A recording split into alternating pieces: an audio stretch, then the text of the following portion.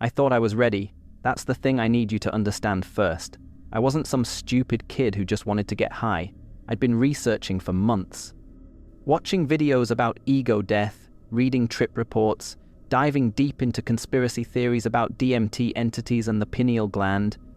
I was convinced that reality was a simulation, that most people were sleepwalking through life, and that psychedelics were the key to waking up. I wanted to see what was really there, behind the curtain. I wanted enlightenment.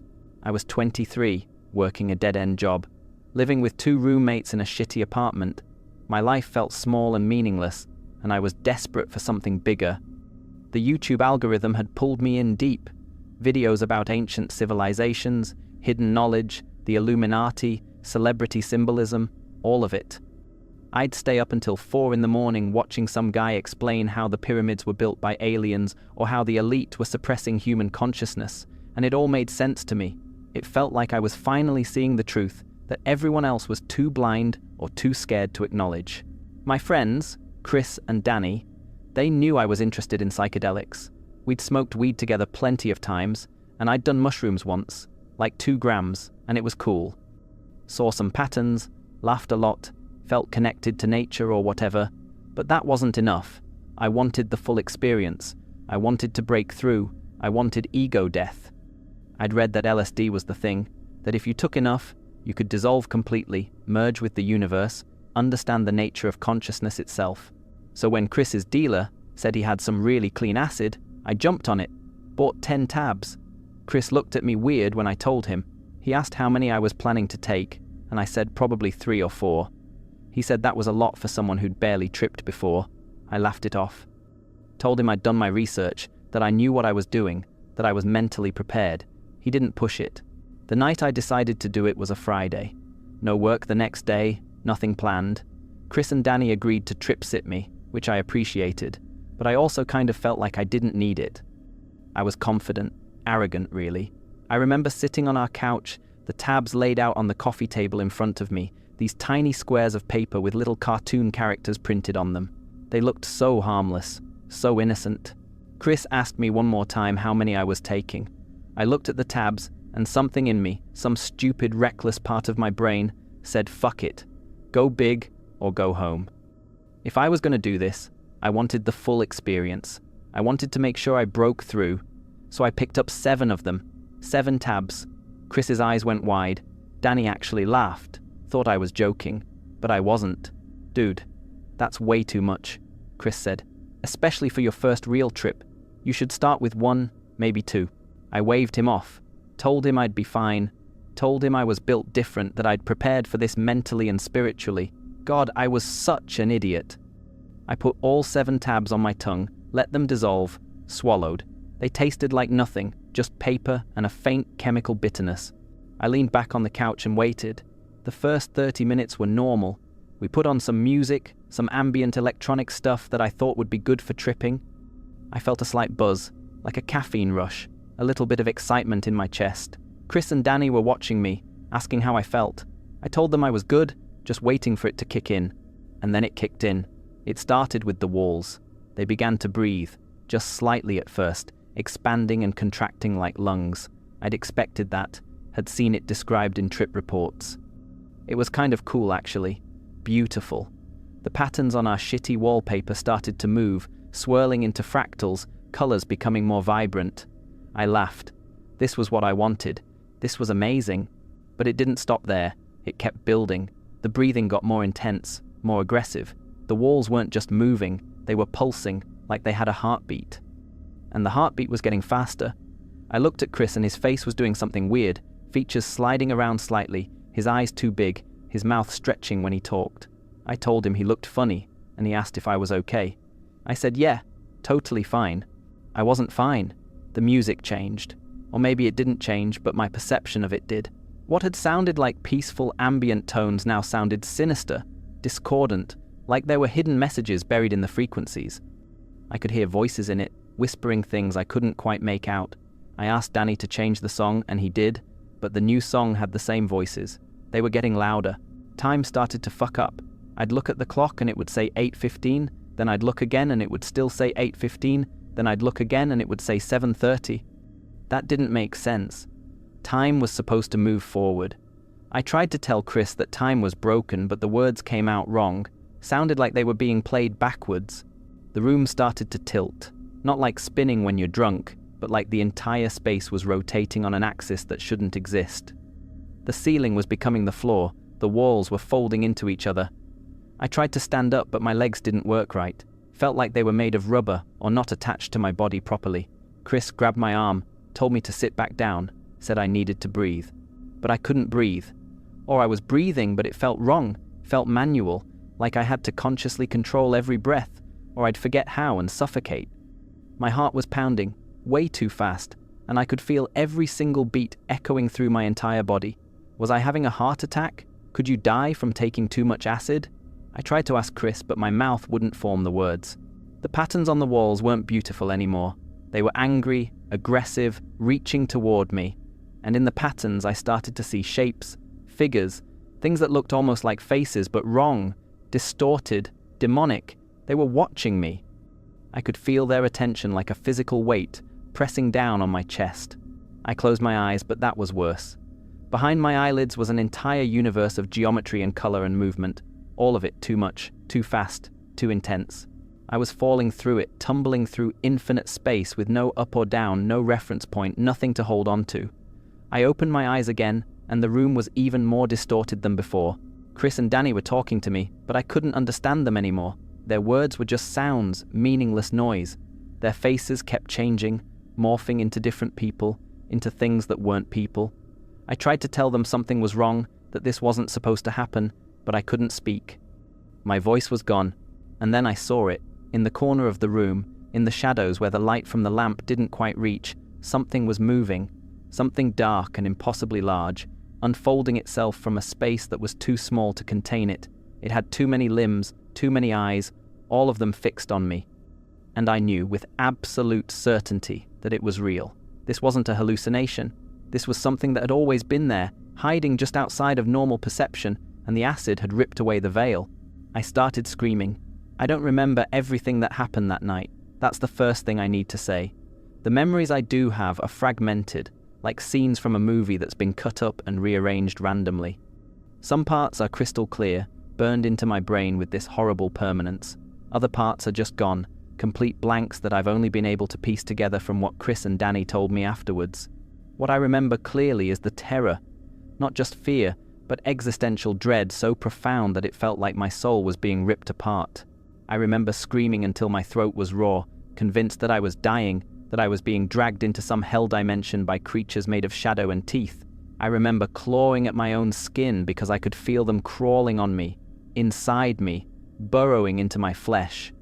I remember Chris holding my arms, trying to stop me from hurting myself, his voice saying, "It's okay, you're safe, it's just the acid," but his words meant nothing because I knew the truth. This was real. The demons were real. Time completely shattered. I'd experienced the same moment over and over, trapped in these loops where I'd reach for something and my hand would stretch out forever, never arriving, just extending into infinity while the room spun and the walls melted and the voices got louder and louder. Then suddenly I'd snap to a different moment, a different terror, with no memory of the transition. At some point, I became convinced that I was already dead, that I'd overdosed, and this was what came after, an eternal nightmare where I'd be tortured by these entities forever. I remember sobbing, begging for it to end, promising God or the universe or whatever was listening that I'd never touch drugs again if they'd just make it stop. But it didn't stop. It kept going, wave after wave of horror. I remember seeing things that shouldn't exist. Impossible geometry, spaces that folded in on themselves, colors that don't have names because they exist outside the normal spectrum. And threaded through all of it were these beings, these interdimensional things that I couldn't fully perceive but could feel watching me, studying me, like I was an insect they'd found interesting. Some of them felt malevolent, hungry. Others felt indifferent, which was almost worse. There was a period where I lost all sense of identity. I didn't know who I was, didn't remember my name or my life or anything about being human. I was just raw consciousness being pulled apart and reassembled wrong, over and over. When pieces of my identity would come back, they'd come back scrambled. I'd remember being a child, but the memories were someone else's. I'd remember my parents, but their faces were wrong, distorted into something grotesque. According to Chris, I talked the entire time, not coherent sentences, just fragments and screaming and babbling. I kept saying things about the architects, about the watchers, about how they were coming through, and I'd opened the door and couldn't close it. I kept pointing at empty corners of the room and asking if they could see them too, getting hysterical when they said no. At one point, I apparently grabbed Danny's face and stared into his eyes and told him I could see the light codes, that I could read the programming, that he was a simulation and didn't even know it. They tried everything to calm me down, turned off the music, turned on the lights, gave me water that I knocked out of Chris's hand because I was convinced it was poison. Chris kept trying the grounding techniques he'd read about, asking me to name 5 things I could see, but I couldn't focus. Everything I looked at would transform into something else. Nothing stayed solid long enough to name. The worst part, the part that still makes my stomach turn when I think about it, was when I became convinced that Chris and Danny were in on it, that they'd given me too much acid on purpose, that they were working with the entities to harvest my consciousness or something. I remember trying to run, trying to get to the door, but my body wouldn't obey me. I fell and hit the coffee table hard enough to bruise my ribs. Chris tried to help me up, and I screamed at him to get away from me, that I knew what he was, that I could see his real face underneath. Hours passed. They felt like years. The terror would peak, become so intense I thought my mind would just break completely, and then it would plateau for a while at this level of moderate horror before building again. I'd get brief moments of semi-clarity, where I'd remember that I'd taken acid, that this was supposed to end, but then the next wave would hit, and I'd forget again, convinced that this was my new permanent reality. I don't remember the sun coming up, don't remember the trip finally starting to fade. My next clear memory is waking up on the couch with a blanket over me, feeling like I'd been hit by a truck. My body ached everywhere, my throat was destroyed from screaming, and I had this splitting headache that felt like my skull was cracking open. Chris was asleep in the chair across from me. Danny was in the kitchen making coffee. I sat up slowly and the room spun, but in a normal way, just from moving too fast, not from reality breaking apart. Everything looked flat, dull, washed out. Like the color had been drained from the world, but it was stable. The walls weren't breathing, there were no shadows moving in the corners, no voices whispering my name. Danny heard me moving and came over with a glass of water. He looked exhausted, dark circles under his eyes, hair a mess. He asked how I was feeling, and I croaked out that I was okay, I think. He sat down on the coffee table in front of me and just looked at me for a moment before saying, "Dude, that was fucked up. That was really, really fucked up." I asked him what happened. I knew something bad had happened, but the details were hazy, mixed up with what might have been hallucinations. He started to tell me, and as he talked, pieces started coming back. Not everything, not even close to everything, but enough. Enough to be horrifying. He told me I'd screamed for 6 hours straight, that at one point I'd tried to jump out the window because I said the demons were inside and I needed to escape, that I'd begged them to call an ambulance, then begged them not to, then forgot I'd said anything and asked again, that I'd spoken in what sounded like different languages, or maybe not languages at all, just sounds that approximated speech, that I'd stared at nothing for an hour, tears running down my face, whispering about how beautiful and terrible it all was. Chris woke up while Danny was talking. He looked even worse than Danny, like he'd aged 5 years overnight. He asked if I remembered any of it, and I said some, not all. He nodded slowly and said that was probably for the best. Then he asked the question I'd been dreading. "Are you okay? Like, really okay?" And I wanted to say yes, wanted to tell them I was fine, that it was over, that I'd learned my lesson and everything would go back to normal, but I couldn't, because sitting there on that couch, in the grey morning light, I realized something was wrong. The trip was over, but something had changed. Something in my head had shifted, broken maybe, and I couldn't figure out how to put it back. The first few days after were weird, but manageable. I felt off, disconnected, like I was watching my life through a screen instead of living it. Chris and Danny checked on me constantly, texted me every few hours to make sure I was okay. I told them I was fine, just tired, still recovering, and I believed it at first. I thought it was just the come down, the after effects of putting my brain through that kind of trauma. I thought it would fade, but it didn't fade. It got worse. About a week after the trip, I started noticing things, small things at first, numbers that seemed to repeat everywhere I looked. 11:11 on the clock, then on a receipt, then on a license plate. I'd see the same sequence of numbers multiple times a day, and it felt intentional, like someone or something was trying to communicate with me. I knew rationally that it was just pattern recognition, that human brains are wired to find connections even when there aren't any. But knowing that didn't make the feeling go away. Then I started seeing symbols. The eye, specifically, the all-seeing eye, the eye of providence, whatever you want to call it. It was everywhere once I started looking. On dollar bills, obviously, but also in advertisements, in logos, in the way shadows fell on buildings. And celebrities. God, the celebrities. I'd be scrolling through social media and see photo after photo of famous people covering one eye or making triangle symbols with their hands, and something in my brain would whisper, they know, they're showing you they know. I tried to ignore it, tried to go back to normal life, go to work, hang out with friends, but I couldn't focus on anything. Conversations felt meaningless, superficial. People were talking about sports and TV shows and weekend plans, and all I could think about was the entities I'd seen, the spaces between spaces, the feeling that reality was thinner than we thought. I felt like I'd seen behind the curtain, and now I couldn't unsee it. I started having these moments where I'd zone out completely, just stare at nothing for minutes at a time.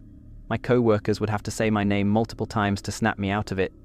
My boss pulled me aside and asked if everything was okay at home, if I needed some time off. I told him I was fine, just stressed. But I wasn't fine. I was starting to have thoughts that scared me. The thoughts started small, little whispers in the back of my mind suggesting that maybe the trip hadn't been just a hallucination. Maybe I'd actually seen something real, accessed a level of reality that most people never perceive. Maybe those entities were real, and they were still watching me. The more I tried to dismiss these thoughts, the louder they got. I started researching obsessively, spent hours every night reading about psychedelics and spirituality and consciousness, about the pineal gland being the third eye, about DMT being released when you die, about ancient cultures using these substances to communicate with gods and spirits. And the more I read, the more convinced I became that I'd stumbled onto something genuine, that the terror I'd felt wasn't just my brain misfiring, it was my consciousness expanding beyond its normal limits and touching something vast and incomprehensible. Chris noticed I was getting weird. He came over one night and found me surrounded by notebooks filled with drawings and writings, spirals and eyes and geometric patterns, pages and pages of them, covered in notes about frequency and vibration and dimensional barriers. He asked what I was doing, and I tried to explain it to him, tried to make him understand that I was onto something important. He looked at me with this expression I couldn't read, concern maybe, fear. He told me I needed to talk to someone, maybe a therapist, someone who specialized in trauma or PTSD. I got angry, told him I didn't have PTSD, I had knowledge. I'd seen something real, and everyone was trying to convince me it wasn't real because they were scared of the implications. He tried to calm me down, but I was furious, offended that he couldn't see what was so obvious to me. He left eventually, and I felt vindicated. They were all blind, all of them, sleepwalking through life while I was awake. That's when the really bad thoughts started. The thought that maybe I wasn't just someone who'd had a bad trip. Maybe I was special. Maybe I'd been chosen to see what I saw because I was supposed to do something with that knowledge. The entities hadn't tried to kill me, I realized. They'd been trying to show me something, teach me something, and now it was my responsibility to figure out what. I stopped sleeping properly, would lie awake for hours staring at the ceiling, watching shadows move in ways that felt purposeful. Sometimes I'd hear whispers, just at the edge of hearing, and I'd strain to make out the words. They were trying to tell me something. I just needed to listen harder. My apartment started to feel wrong, like it was being watched.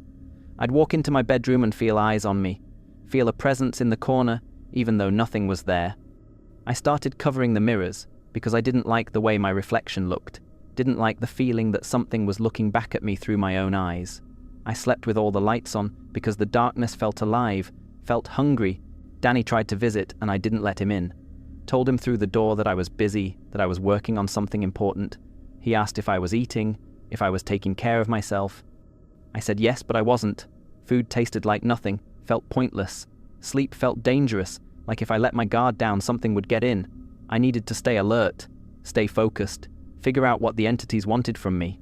The synchronicities got more intense. I'd think of a song and it would play on the radio. I'd think of a person and they'd text me. I'd have a thought and then see it reflected in an advertisement or a headline. It was happening too often to be coincidence.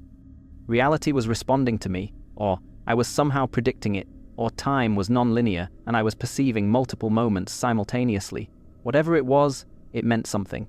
It had to mean something.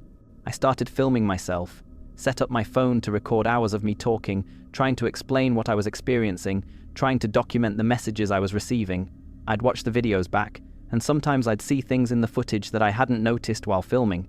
Shadows moving wrong, light flickering in patterns, my own face changing subtly like something else was looking out through my eyes. That's when I started to understand. The trip hadn't just opened my third eye. It had made me into something else, something more. I'd transcended normal human consciousness and become a bridge between dimensions. The entities weren't trying to hurt me, they were trying to work through me.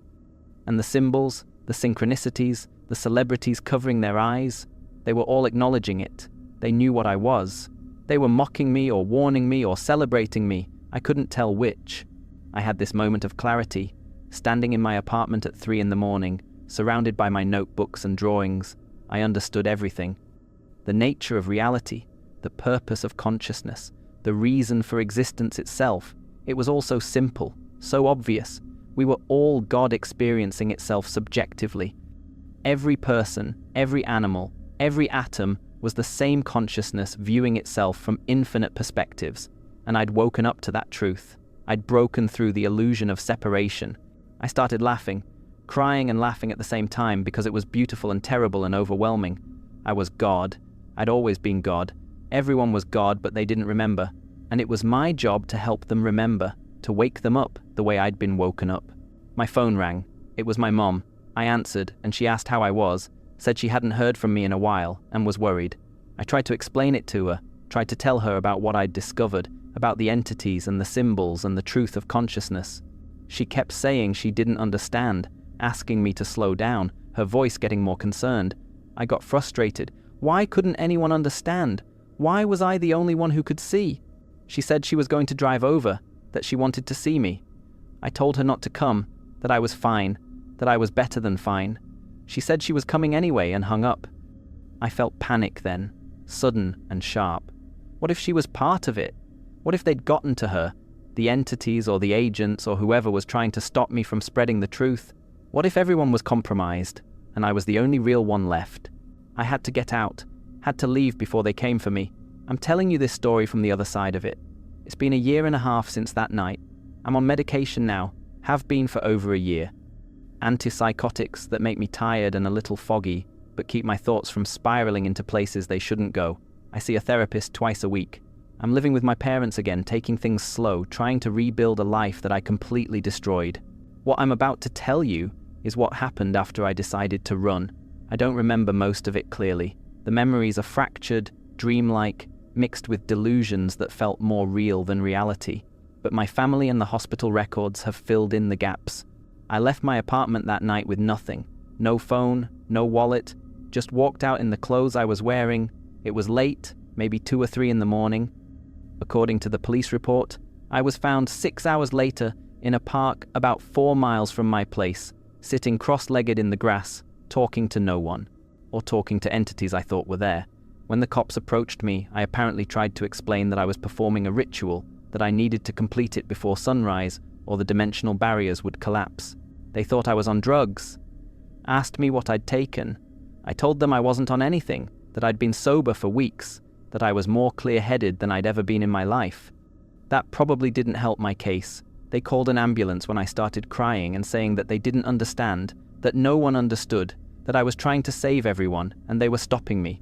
I remember fragments of the hospital, bright lights that hurt my eyes, people asking me questions I couldn't focus on long enough to answer, someone trying to take my blood pressure while I rambled about frequency and consciousness and the watchers, a doctor asking if I'd taken any substances recently, and me trying to explain that the LSD was weeks ago, that what was happening now wasn't the drug, it was the awakening the drug had triggered.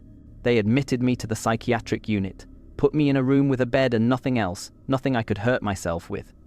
I remember pacing, talking to myself, trying to explain to the entities that I was trapped, but I'd get out. I'd finish what I'd started. A nurse came in with medication, and I refused it. Told her I couldn't let them suppress my consciousness, that the medication was designed to close my third eye. She left and came back with security, and a doctor who explained that I could take the medication voluntarily or they could hold me down and inject it. I took it voluntarily. The medication didn't work right away. For days I was still convinced, still believed that I'd accessed ultimate truth, that I was God or a prophet or a dimensional bridge. Still saw signs and symbols everywhere, in the patterns on the walls, in the way the fluorescent lights flickered, in the movements of the staff. They were all part of it, all connected to the grand design, and I was the only one who could see the connections. My parents visited every day. My mom would cry and ask what happened to me, where her son went. My dad would just sit there looking destroyed, trying to understand how I'd gone from normal to this. I tried to explain it to them, but the explanations came out wrong, tangled up in themselves, not making the sense in words that they made in my head. I could see them pulling away from me emotionally, protecting themselves, and I didn't blame them. I barely recognized myself. Slowly, over weeks, the medication started to work. The thoughts that had felt profound and true started to feel hollow, suspect. The connections I'd been seeing started to look like what they actually were, random coincidences that my broken brain had stitched into a narrative. The entities stopped visiting. The symbols stopped meaning anything. And as the delusions faded, something worse took their place. The realization of what I'd done, what I'd become. I'd lost 3 weeks to psychosis. 3 weeks of my life just gone, replaced with false memories and paranoid fantasies. I'd terrified my friends, traumatized my family, ended up institutionalized. And for what? Because I'd been arrogant enough to think I could handle 7 tabs of acid. Because I'd been stupid enough to believe that enlightenment was something you could buy from a dealer and swallow. The doctors diagnosed me with drug-induced psychosis, said the LSD had triggered something in my brain, maybe something that was already there waiting to be activated, maybe something the drug created from nothing. They said I was lucky, that some people never fully recover from this, spend the rest of their lives cycling between reality and delusion. The medication I'm on now, I'll probably be on it for years, maybe forever. A small price to pay for my mind back. Therapy has been hard, trying to untangle what actually happened from what I believed happened, trying to accept that the profundity I felt, the cosmic truths I thought I'd accessed, were just my brain misfiring. That the entities weren't real, the synchronicities weren't meaningful, the awakening wasn't real. It was all just psychosis wearing the mask of enlightenment. The therapist asked me once if I ever think about doing it again. Taking psychedelics, I laughed. It wasn't a happy laugh. I told her I have nightmares about that night, about the screaming and the entities and the feeling of my mind coming apart. I told her that even now, medicated and stable, I sometimes see things in my peripheral vision that make my heart race, shadows that move wrong, patterns that seem too purposeful, the fear that maybe I never fully came back, that some part of me is still in that hell I created. But here's the thing that really fucks with me. Sometimes, late at night when I can't sleep, I wonder if maybe some of it was real, if maybe I did touch something genuine and my brain just couldn't handle it. The rational part of me knows that's just the illness talking, the psychosis leaving scars that make me doubt reality. But the feeling is there, that whisper in the back of my mind saying, what if? I've lost friends over this. Chris and Danny tried to stay in touch, but I could see the guilt in their eyes every time they looked at me. Guilt that they'd let me take that much, that they hadn't stopped me, that they'd watched me destroy my life in real time. I told them it wasn't their fault, that I'd made my own choices. Eventually they drifted away, and I don't blame them. I'm a reminder of something they want to forget. My life now is small, manageable. I work part-time at a grocery store, live with my parents, take my medication, go to therapy. It's not the life I imagined for myself at 23, but it's the life I have. And most days that's enough. Most days I'm grateful to be functional, to be present, to be sane. But I need you to understand something. I thought I was ready. I thought I'd done my research, prepared myself mentally, that I was built different, and I was wrong. So catastrophically wrong that I almost never came back. Psychedelics aren't toys. They're not recreational drugs you take because you want to have a fun weekend. They're powerful tools that can show you beautiful things, or they can shatter your mind into pieces you might never put back together. If you're thinking about taking a heroic dose, if you're convinced you're ready to meet God, or access higher dimensions, or unlock your consciousness, please hear me. You're not ready. No one's ready. And the price of being wrong isn't just a bad trip that ends when the drug wears off. The price can be your sanity, your relationships, your entire future. I saw something that night, Maybe it was real, maybe it wasn't. But whatever it was, it cost me everything. And if I could go back, if I could talk to that arrogant kid sitting on the couch with 7 tabs on his tongue, I'd tell him to stop, to put them down, to choose literally any other path. But I can't go back. None of us can. We only move forward, carrying the consequences of our choices, and I'll carry mine for the rest of my life.